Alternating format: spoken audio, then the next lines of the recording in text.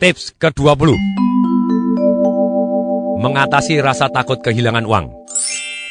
Dikatakan oleh Robert T. Kiyosaki, perbedaan utama antara orang kaya dengan orang miskin adalah cara mereka mengatasi rasa takut kehilangan uang. Tidak ada seorang pun di dunia ini yang senang akan kehilangan uang. Namun juga tidak ada orang kaya yang tidak pernah kehilangan uang.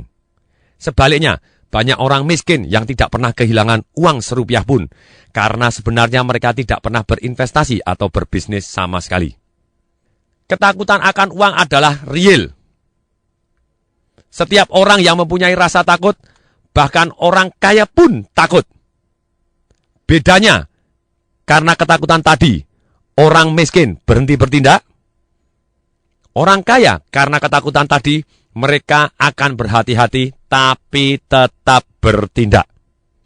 Solusi mengatasi rasa takut, menurut Robert Kiyosaki, adalah jika kamu membenci resiko dan karenanya merasa cemas, mulailah dari awal atau mulailah dari dini.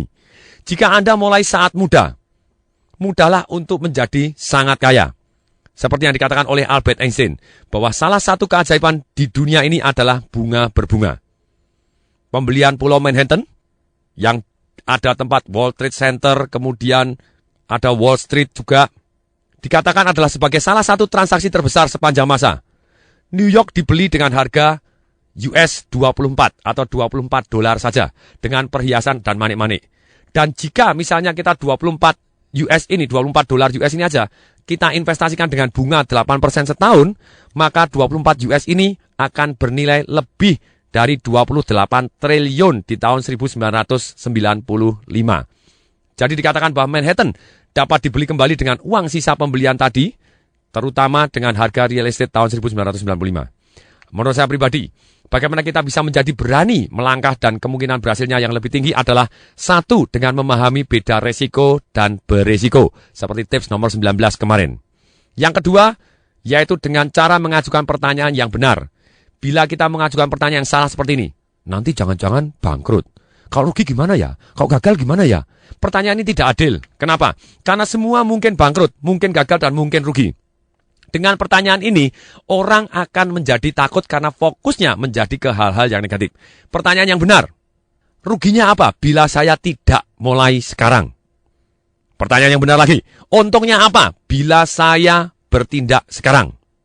Karena otak kita mencari nikmat dan menghindari sengsara. Maka dengan pertanyaan seperti itu, otak kita tahu kenikmatannya apa jika kita berani bertindak sekarang, dan kesengsaraannya apa bila kita tidak bertindak sekarang.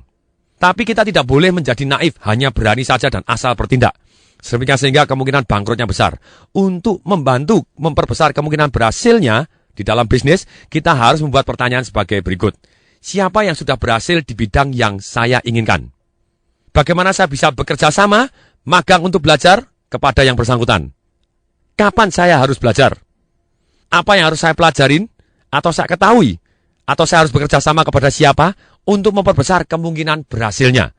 Nah, kalau pertanyaan-pertanyaan ini dijawab, maka kemungkinan berhasil kita dalam bisnis ataupun investasi kita akan jauh lebih besar. Belajar dari yang terbaik, kerjasama dengan yang terbaik, lakukan yang terbaik, dan kita menjadi yang terbaik, mendadak uang akan mengejar kita.